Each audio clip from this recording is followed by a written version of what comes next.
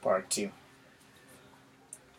As I was saying, we the people are the United States of American racism.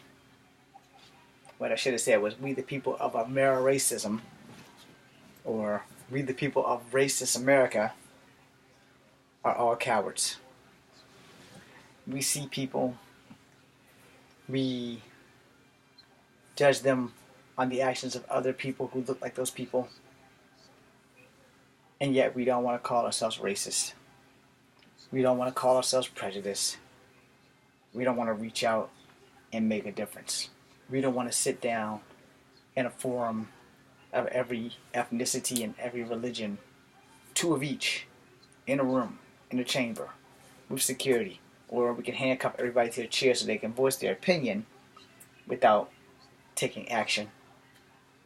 We don't sit there and say why we don't like the Muslim religion, or the Baptists, or the Buddhists, or the Christians, or the Catholics, or the Mormons. Anybody that I left out, go to church. We don't sit here and explain to Asians how we have some feelings towards certain Asian cultures, as in Japan for World War II, China for the railroads, Native Americans for the railroads, slaves for the railroads, slaves for just slaves. We don't sit and explain why we don't talk about the slave owners, whites and Asians alike. We don't address any of that shit. We just have one big clusterfuck in America, and we all sweep racism to the back until it becomes about race or gender or sex.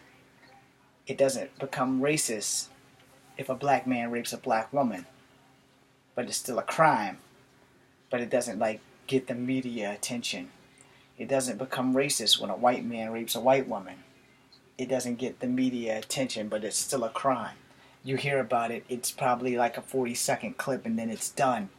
Now, if that white man rapes that black woman, or if that black man rapes that white woman, or if that black and white man both rape the Asian woman, then it becomes racial. Not the fact that the women are all the victims of rape, but it becomes racial rape because they all were raped by a person of a different ethnic background. So then we address it. We address it, but we don't address it as the rape, which is the most important part. We address it as this Asian lady was raped by a Gaijin and a black man at the same time. This black lady was raped by this white man. This white lady was raped by this black man. This Native American was raped by this pale-face, this black man, and this Chinaman. Because Japan wasn't coming in at the time. That's when it gets racial. That's when everybody gets into a room and decides that even though the rape was the most important part of the whole conversation, they want to bring the race of the rapist into the play. Because then we can throw every hard law that we can find at the rapist because of the race. The fact that they raped the person is what you should be worrying about. But we're worrying about that black man that raped that white woman. That white man that raped that black woman. That white and black man who raped that Asian woman. What did I do there? I gave you guys one hellacious clusterfuck, right? But I also slapped you in the face with the truth. When rapes like that, it stays on the news longer. We had a Charlottesville serial rapist. He was a black man. I got pulled over for that. I'm never going to see 6'2". I'm never going to see 200 pounds. But I got pulled over for that. I'm not even the same complexion as this guy. He's like 2 or 3 shades darker than me. So he's not even this dark. See, I'm here and here. I'm two-toned. This dude was way darker than me. He was way taller than me. He was way heavier than me. But because I'm colored, as I tell everybody, because my skin is brown, my ass went down. It's just that simple. We don't address racism for rapes. We don't address racism for cops until it's white cops against black citizens, or black cops against white citizens, or black and white cops against Asian citizens, or Mexican citizens who are technically still Asian. And we don't address this shit unless the cop is the opposite race of the criminal. No.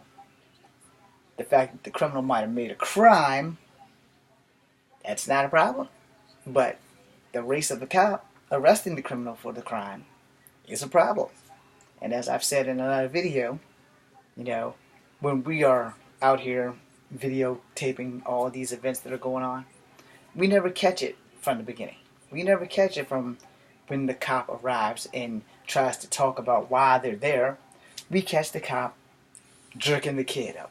I did this last week when the cop got fired for jerking up a kid because the cop was a giant compared to the kid, and the kid was a black kid, and the cop was a white kid, and the cop got fired. This happened in Florida. But did the kid get reprimanded? Probably not. Because the world is too sensitive. Even if the little black kid might have done something wrong, which if you watch the video, in my opinion, he kind of did. He didn't comply with the officer. He got smart with the officer. I've never been belligerent to the point where a cop's got to snatch me up. I've always complied. And that has come back to bite me in the ass, But it also saved my ass. Because a judge threw out one of my speeding tickets because I complied. And because I said I didn't want to deal with that stuff. But anyway, I will make a third video.